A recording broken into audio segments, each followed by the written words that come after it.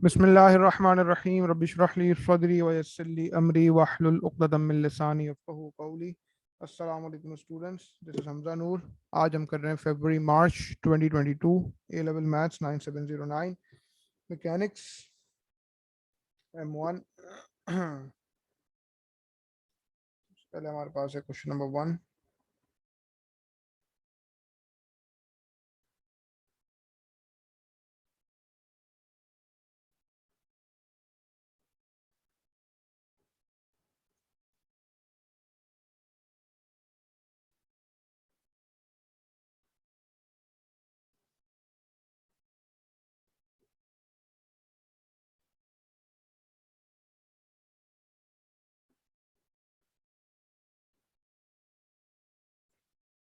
तो ये सवाल कह रहा है कि a crane is used to raise a block of mass 600 kg vertically upwards at a constant speed through a height of 15 metre.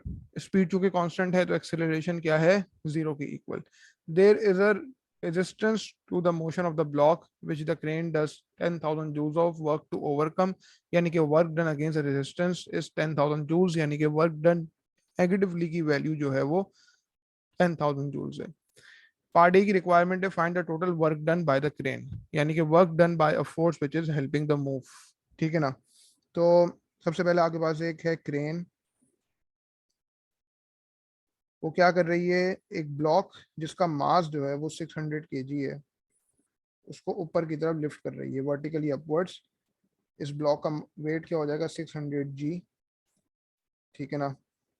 और कितना ऊपर लेकर आ रही है, 15 मीटर का डिस्टेंस ऊपर लेकर आ रही है, 15 मीटर की हाइट। ठीक है। तो हमें ये पता है कि भाई आपके पास जो वर्क एनर्जी इक्वेशन होती है उसमें आपके पास kinetic energy at start plus potential energy at start plus work done positively minus work done negatively is equals to kinetic energy at end plus potential energy at end. ये आपके पास block की start of the journey है और ये आपके पास block की एंड ऑफ द जर्नी है।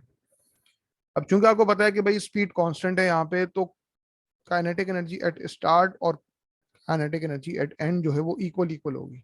स्पीड वो है कि हमारा कंसर्न अभी नहीं है यहाँ पे कोई। तो मैं ये कह सकूंगा कि चूंकि काइनेटिक एनर्जी एट स्टार्ट और kinetic energy at and equal equal हो गए, चेंज इन काइनेटिक एनर्जी नहीं है, लिहाजा काइनेटिक एनर्जी एट स्टार्ट और काइनेटिक एनर्जी एट एंड आपस में कैंसल आउट हो गया इफेक्ट। और potential energy at start of the journey की बात करूं तो जब ब्लॉक अभी हॉरिजॉन्टल ग्राउंड पे रखा हुआ है तो हाइट कितनी है, जीरो। तो पोटेंशियल एनर्जी एट स्टार्ट की हो जाएगी zero, plus work done positively, वही तो निकालना है, वही तो अननोन है। ये वो है the total work done by the crane, जो कि एक्चुअली रिक्वायरमेंट है, ये चीज आपने यहाँ पे निकालनी है। माइनस वर्क डन नेगेटिवली, जो कि क्या होगा, वर्क डन अगेंस्ट रेजिस्टेंस, यानी कि 10,000 joules. This will be equals to the potential energy at the end. Potential energy at end क्या हो जाएगी भाई, mgh, वेर हाइट आपके पास हो जाएगी 15 metre. So 600 multiply by 10 multiply by 15। तो इस इक्वेशन को जस्ट सॉल्व करते हुए वर्क डन पॉजिटिवली की वैल्यू निकाल लो। Work done positively will be equals to 600 multiply by 10 multiply by 15, यानी कि 90,000 प्लस 10,000 joules। तो work done positively is 100,000 joules। ये आपके पास वर्किंग हुई पार्ट ए की। ठीक है। फिर उसके बाद आपके पास जो है वो पार्ट बी है। पार्ट बी कहता है कि given that the average power exerted by the crane is 12.5 kilowatt, find the total time for which the block is in motion. अब हमें ये पता है कि power is equals to F multiply by V. ये जो एफ होता है ये नेट फोर्स नहीं होता, ये नेट फोर्स नहीं होता, ये ड्राइविंग फोर्स होता है, यानी कि वो force which is actually helping the block to move. ठीक है ना। तो वो फोर्स अभी क्या है वो अभी नहीं पता, तो ये फोर्स आपको यहाँ पे निकालनी पड़ेगी। और स्पीड भी अभी आपको नहीं पता, तो आपको स्पीड भी निकालनी पड़ेगी। हाँ, आपको एवरेज पावर यहाँ पे दी हुई है 12,500 वॉट। तो ये जो फोर्स हम एक्चुअली देख रहे हैं ये भी एक मतलब समझो एक तरीके से एवरेज फोर्स हो गई है। ये आपके पास एक एवरेज फोर्स हो गई है। तो इस फोर्स को निकालने की मैं जरा वर्किंग कर रहा हूँ। ये वो वाली फोर्स है which is actually helping the block to move up. ठीक है ना।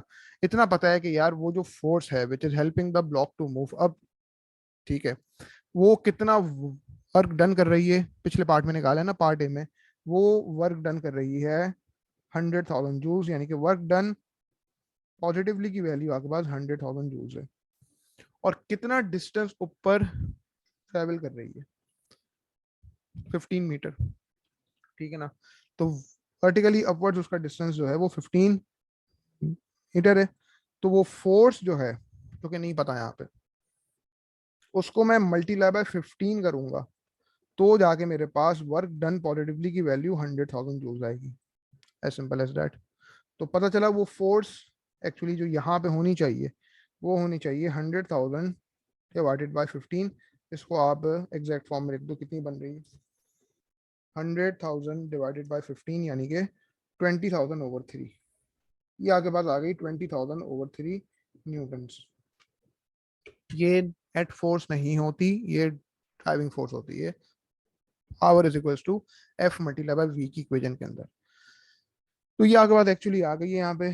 तो 12,500 is equals to 20,000/3 multiply by V. इसके तहत आप वो स्पीड निकाल सकते हो। वो जो मैंने हमने पहले पार्ट में जब ये बात डिस्कस करी है कि वो कांस्टेंट स्पीड क्या है वो हमारा कंसर्न नहीं, वो बात हमने की थी पार्ट ए में।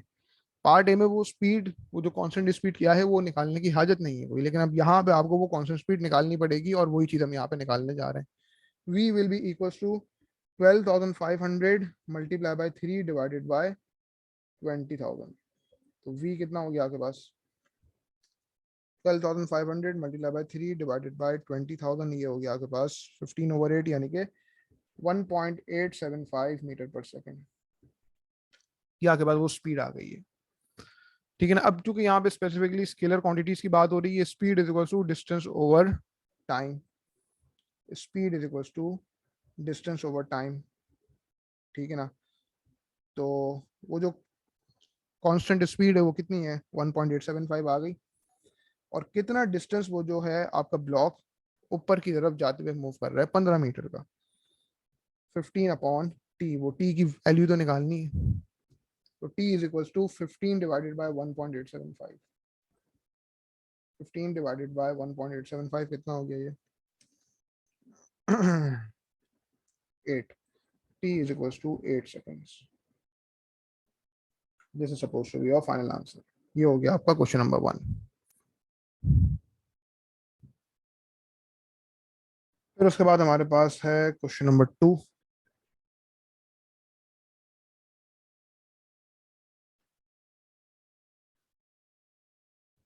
This is the vertical motion under gravity kinematics.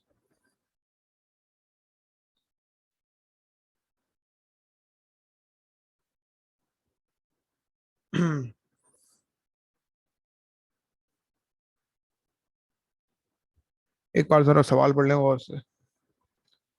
Screen की स्पीड स्लो हो जाती है एकदम।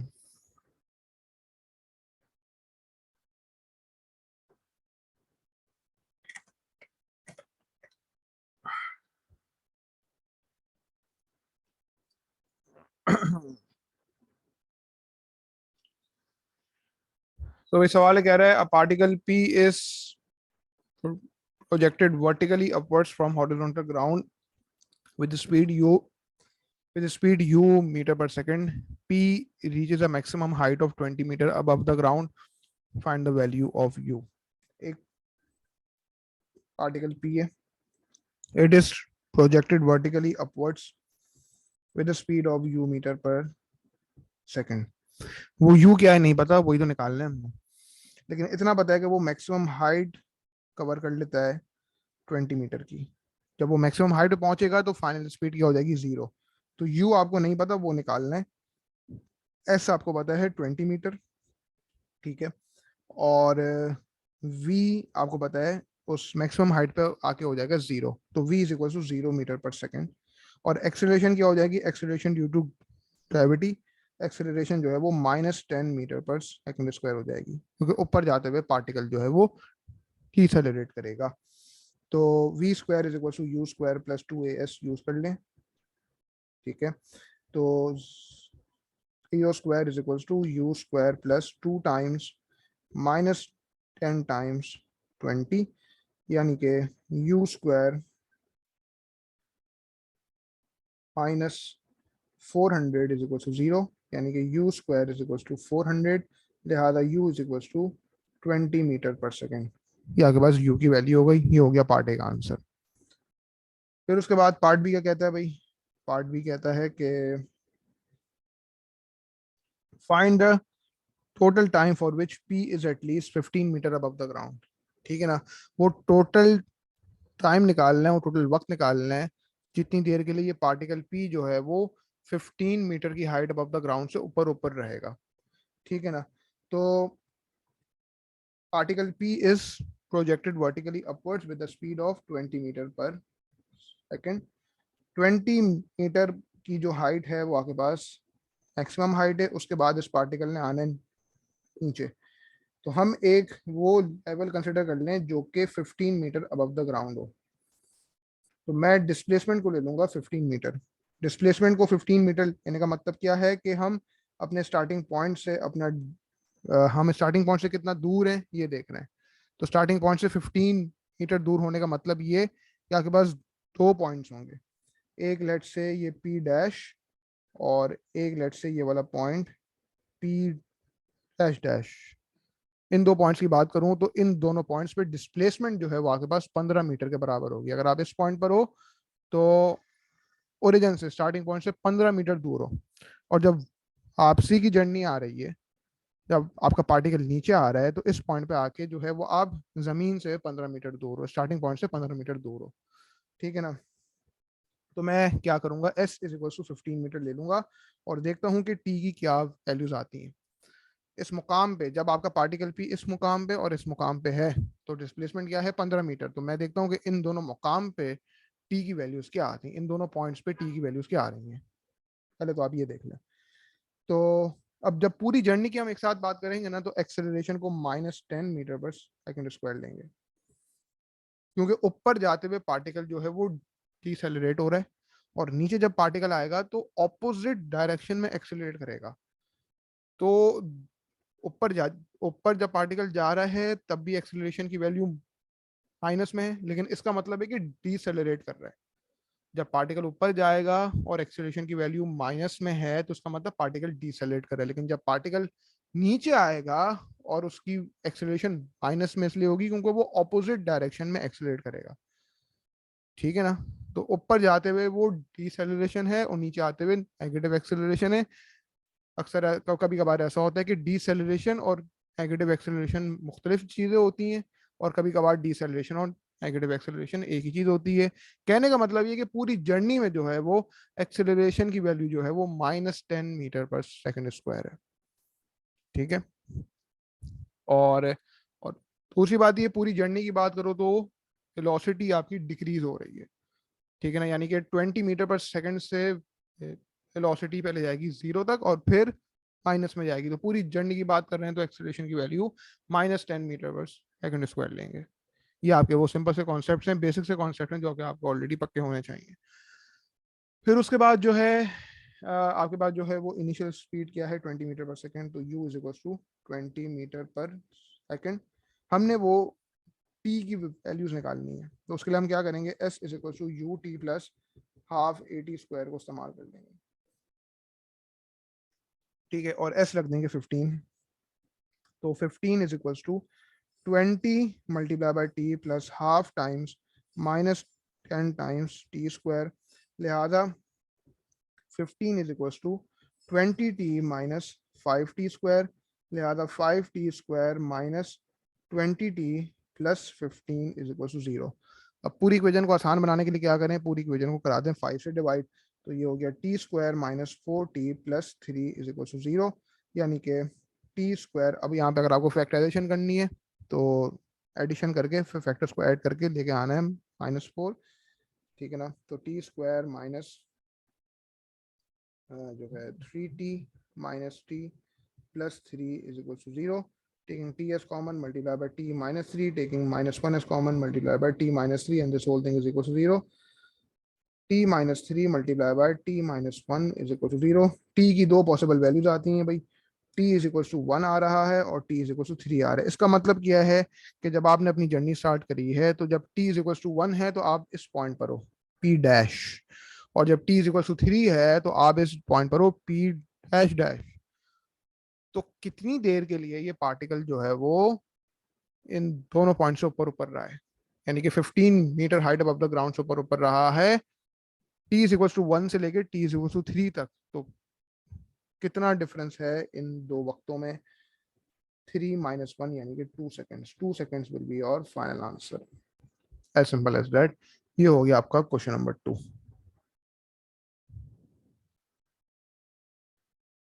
फिर उसके बाद हमारे पास क्वेश्चन नंबर 3 है। क्या कहता है?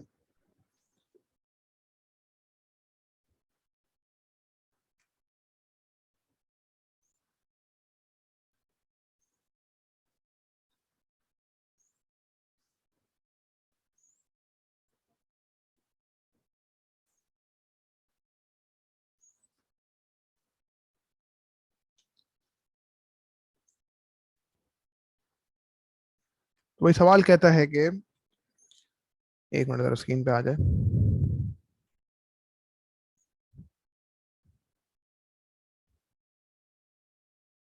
A car of mass m kg is towing a trailer of mass 300 kg.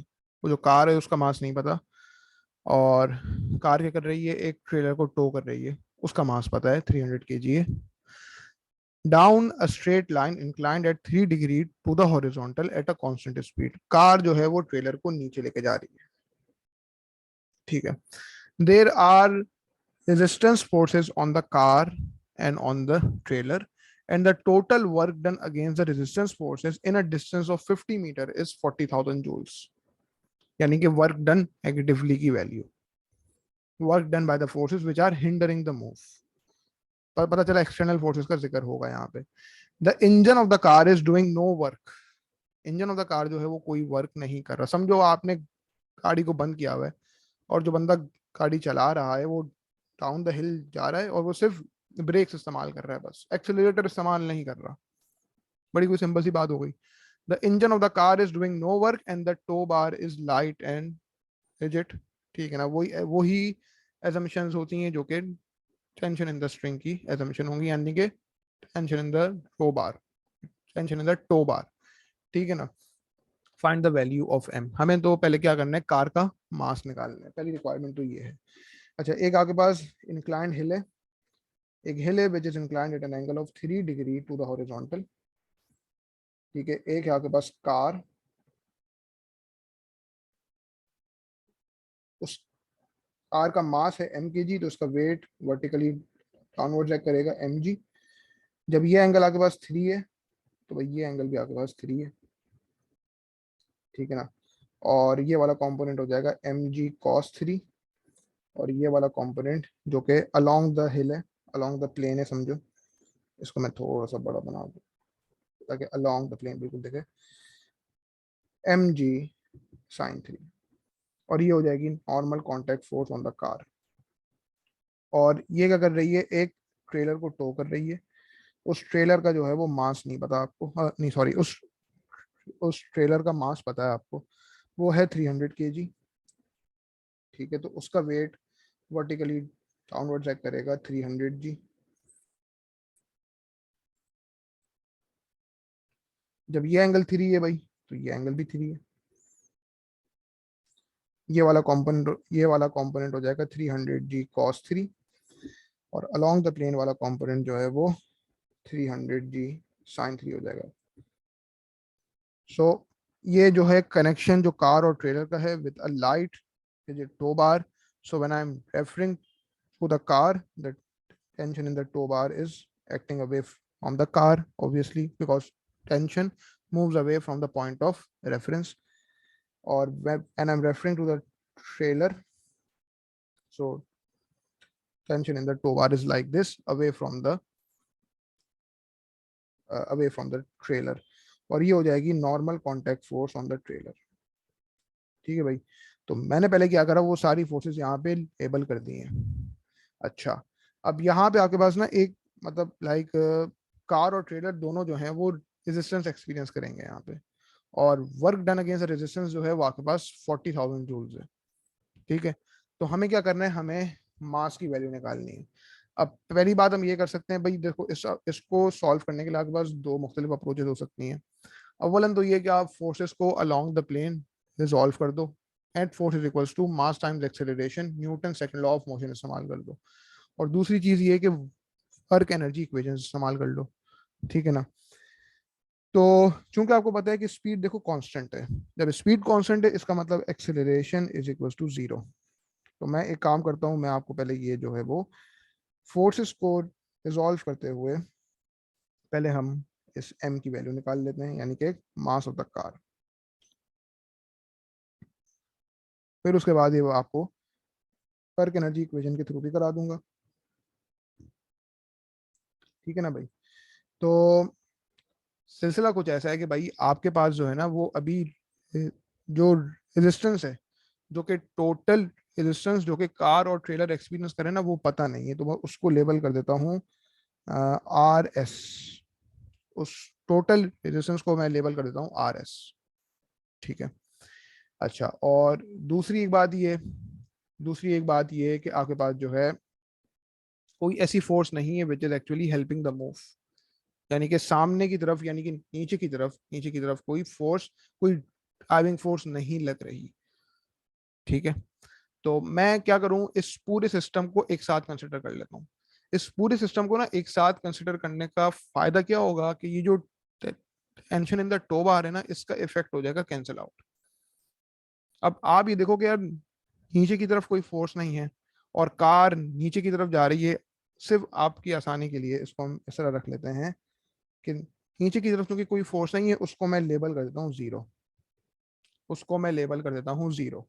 तो जीरो माइनस टी, और फिर आपके पास उसमें जो है वो mg sin 3 ऐड हो जाएगा, बिकॉज ये बिल्कुल नीचे की तरफ रिएक्ट कर रही है। तो mg sin 3 मैंने ऐड कर दिया। फिर उसमें मैं क्या करूंगा, टी को ऐड कर दूंगा। तो tension in the tow bar जो है उसका इफेक्ट यहाँ पे हो जाएगा कैंसिल आउट। ये पूरे सिस्टम को एक साथ कंसिडर करने का फायदा है। तो zero minus T plus mg sin 3 plus T, और फिर ऐड हो जाएगा क्या, 300g sin 3। 300g sin 3 add हो जाएगा। और यहाँ पे आपके पास है resistance, total resistance on the car and trailer, ये अभी नहीं पता, ये निकालनी पड़ेगी आपको। And this will be equals to mass times acceleration. Acceleration क्या है, जीरो के इक्वल, बिकॉज स्पीड क्या है, कांस्टेंट। और total mass of the system क्या हो जाएगा, जब पूरे सिस्टम एक साथ कंसिडर कर रहे हो तो कार और ट्रेलर का मास मिला के वो m+300 हो जाएगा। And this will B multiplied by zero. अब मैं यहाँ पे जरा वर्किंग करूंगा अलग से, किसकी, ये टोटल रेजिस्टेंस निकालने की। यहाँ पे तो आपको पता चल गया कि यार ये टेंशन इन द टो बार का तो इफेक्ट हो गया कैंसिल आउट, जब पूरा सिस्टम आपने एक साथ कंसिडर कर लिया। तो अब जब मैं इस रेजिस्टेंस की बात कर रहा हूँ, मुझे ये पता है कि यार ये पूरा सिस्टम जब नीचे जा रहा है ना, तो ये 50 मीटर का डिस्टेंस ये लोग, या 50 मीटर का डिस्टेंस यहाँ पे ट्रैवल कर रहे हैं, और उस 50 मीटर से रिलेटेड ही इंफॉर्मेशन हमें पता है कि भाई ये डिस्टेंस मूव कर रहे हैं 50 मीटर अलोंग द हिल नीचे की तरफ। तो वो जो रेजिस्टेंस है टोटल वो नहीं पता। जब वो 50 मीटर के डिस्टेंस के साथ मल्टीप्लाई होगी तो work done against the resistance, यानी कि work done by the forces which are hindering the move, यानी कि वर्क डन नेगेटिवली आ जाएगा, जो कि 40,000 जूल्स के इक्वल हो जाएगा। तो मैं कहूंगा कि टोटल रेजिस्टेंस जो कार और ट्रेलर मिला के एक्सपीरियंस कर रहे हैं वो 40,000 डिवाइडेड बाय 50 है। बड़ी कोई सिंपल सी कहानी हो गई है, यानी कि टोटल जो रेजिस्टेंस है वो आपके पास हो गई 800 न्यूटन। और अब मैं इसको यहाँ पे पुट कर दूंगा, तो mg sin 3, अब g की वैल्यू क्या होगी 10, m multiply by 10 multiply by sin 3 plus 300 multiply by 10 multiply by sin 3 minus 800 is equal to 0। इस इक्वेशन को सॉल्व करते हुए m की वैल्यू निकाल लो। स्क्रीन थोड़ी सी स्लो चल रही है, ज़रा सा फर्क आ रहा है बोलने और लिखने में, तो इतना बड़ा कोई मसला नहीं होगा। तो 10 sin 3 की वैल्यू क्या हो गई भाई? 10 sin 3 की वैल्यू हो गई आपके पास 0.5234।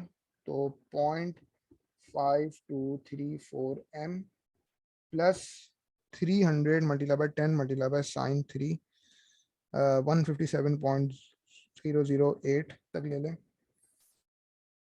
157.008 minus 800 and this whole thing is equal to 0, लिहाजा 0.5234 m और 157.008 माइनस 800 क्या हो गया आपके पास?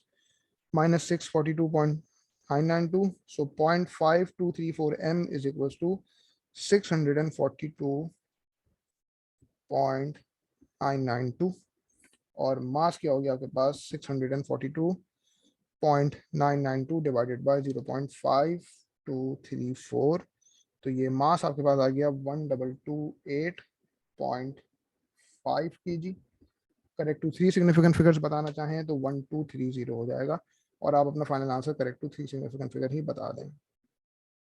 मास आपके पास हो जाएगा 1230 kg, मतलब ये वाली वैल्यू भी लिख दें और फिर 1230 kg जो है correct to three significant figure भी लिख दें। ये तो आपके पास एक अप्रोच हो गई इस तरफ फोर्सेस को रिजॉल्व करते हुए।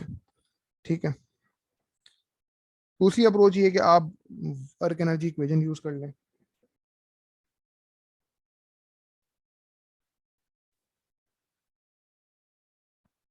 तो मैं ये कहूंगा कि kinetic energy at start plus potential energy at start, screen पे आ रहा है जरा,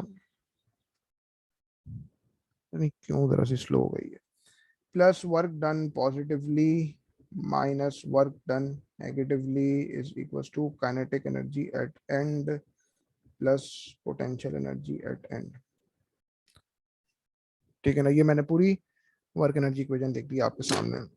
अब चूंकि पता है कि यार आपके पास ना पूरे सिस्टम में थ्रू आउट कॉन्स्टेंट स्पीड है, तो एक्सेलरेशन तो है ही नहीं, तो काइनेटिक एनर्जी में चेंज तो कुछ आ नहीं रहा।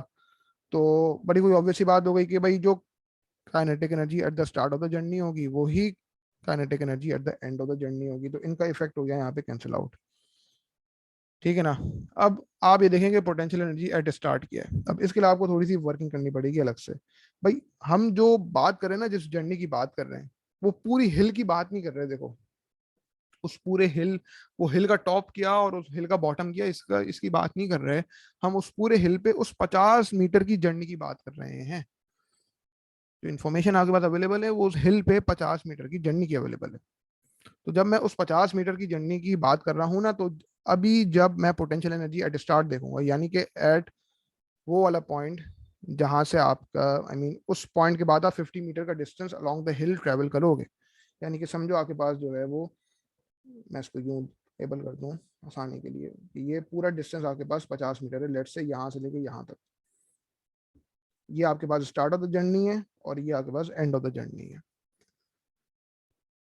ठीक है ना। तो पोटेंशियल एनर्जी एट स्टार्ट क्या हो जाएगी, आपको क्या करना पड़ेगा, आपको ये हाइट निकालनी पड़ेगी, ये हाइट निकालनी पड़ेगी।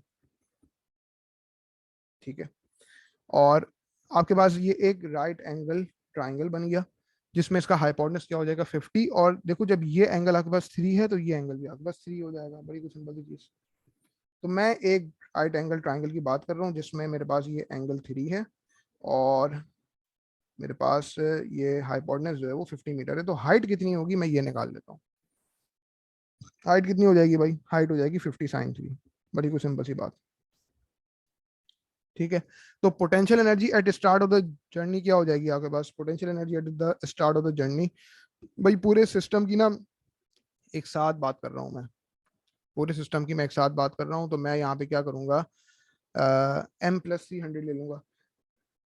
ठीक है, तो मेरे पास जो मास है वो एक्चुअली m+300 हो जाएगा, यानी कि वो मास जो कि कार का अननोन और वो मास जो कि ट्रेलर का जो कि पता है 300 है, multiply by 10 multiply by height, height क्या हो जाएगी 50 sin 3।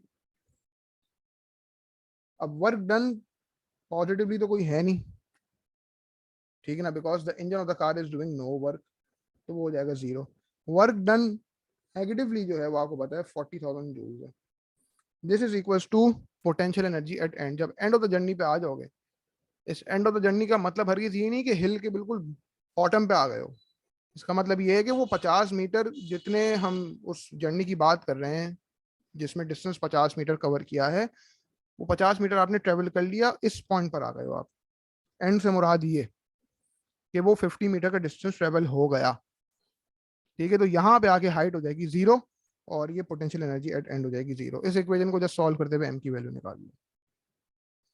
यानी कि आगे बात जो है m plus 300 multiply by what, 50 sin 3 multiply by 10 कितना होता है, 10 मल्टीप्लाई बाय 50 sin 3, ये होता है आपके पास 26.168, 26.168 and this will be equals to 40,000 joules. ठीक है ना, तो m प्लस 300 को मैं क्या कर रहा हूँ, सब्जेक्ट ऑफ द इक्वेशन बना देता हूँ। m प्लस 300 को जब मैं सब्जेक्ट ऑफ द इक्वेशन बनाऊंगा, this will be equals to 40,000 divided by, लाभ का भला करे, 26.168।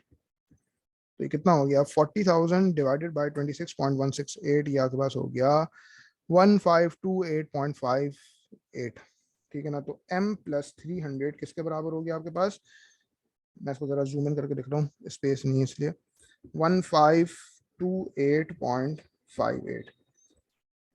तो m आपके पास आ गया, -300 कर दोगे तो 1228.58 आ गया, 1228.58, जो कि आप करेक्ट टू 3 सिग्निफिकेंट फिगर बता दोगे तो mass is equal to 1230 kg।